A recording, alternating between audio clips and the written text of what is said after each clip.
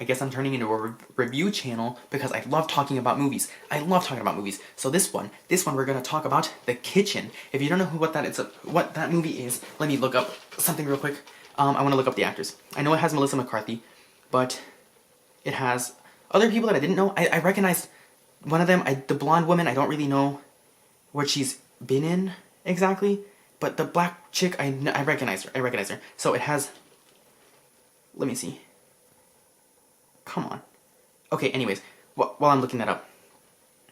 The movie, it's apparently DC based. Not like it correlates to like Batman and all this stuff, but in the very intro, like, and it's weird because this wasn't advertised when I saw it in the trailers at all ever, but that it was DC with, like, it was based on DC, but it was based on DC Vertigo. And I ended up looking that up, and DC Vertigo is, it was tied to DC, but it was like their subset group to where they could do more like R-rated things. So there was like lax or censorship on DC Vertigo, which I don't really get that. But okay, so it starred Melissa McCarthy, that was the one I knew off the bat, Elizabeth Moss, and Tiffany Haddish. And yeah, okay, I feel bad because I didn't know Tiffany Haddish's name, because like that's such a known name, you know. Elizabeth Moss, I really feel like I should know her, but I don't. I'm sorry. But let me tell you, this movie, it was amazing. And just, it was so good. It was so good. Like, what's weird was that the pace of the movie went at the same pace, like, all the time. I never felt like there was a rise in tension, honestly. And I don't think that's a bad thing, because it was a very progressive happening, and since it didn't really, since there was things set in place to where the other people who were a problem didn't really know that things were happening. Like, the main core people, okay, so the movie, if you looked at the trailer, it's about Melissa McCarthy, Tiffany Haddish, and the other girl.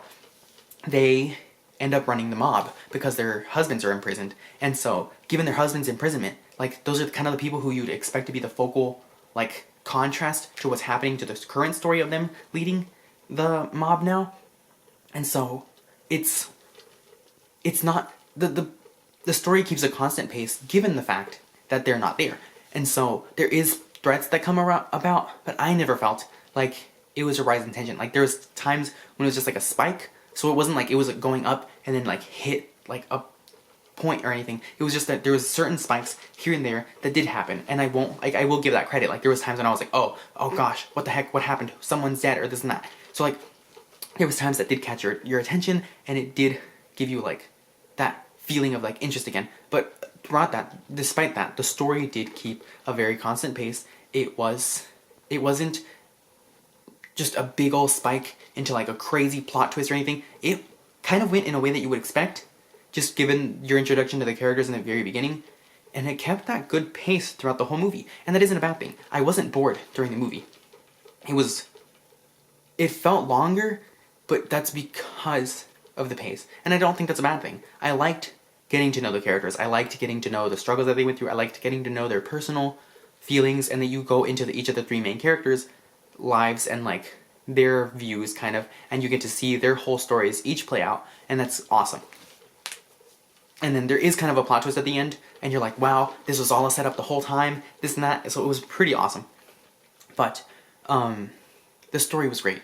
The story was great, and it was so good again that inspired me to look into it further, and I looked into like the fact that it was based on the comics, and just I ended up looking at like the little bonus features that they have about like, this was when I rented it on Redbox. Like, I saw the bonus features because I was like, I need to know everything about this movie. It was just the making of it. Apparently, like, the people who were directing it were like almost all females, and like that was amazing. And they had like, all the characters had great chemistry, or all the actresses, my bad. The actresses had great chemistry. The director was a woman. Like, the clothes and design, set design, women. That was interesting to me. Like, the whole movie already had its own kind of feministic vibe, and it kept its burly, like, intense feeling throughout the movie. And like, I never would expect to see a difference in a male or female director's like production values, but I mean, I guess I was just taken aback because I normally do expect a male director and this and that, you know? So I was pleasantly surprised that it was like almost all female, that who put this production into value, like into creation. And I thought that was so awesome, especially because, I mean, even from the trailer, it looked awesome. It looked awesome. I don't think that many people ended up watching it, but I guess I live in Arkansas again, so it's not like, you know, there's very select things that people are gonna watch, like general Disney and Avengers stuff, or like Marvel stuff. It's just like superhero movies and Disney. That's it. That's everyone's personality here. So, you know, they don't go watch everything like I do. I like watching a lot of weird things. But The Kitchen was exquisite. I loved it. I loved it. I think people slept on this movie. I really do. I don't know. I don't know if I have too much to say because I don't want to spoil what happens, but I just think it was I think it was a great story. I think it was conveyed really well. I felt the intensity. I felt the characters' emotions. I felt like hatred towards certain people just because of the way they acted, and I love that. I love a good actor who makes me hate them. I love a good, because I'm like, I hate your character so bad, but you're acting really great because I hate you so much. And like, and I know you're playing a part, but like, you're so delved into the world that they're making that you just do hate them. You're like, you don't see them as actors. You're just like, yes, this person is this character, and I hate them. They're a shitty character, and they're a mean person, and I don't like them.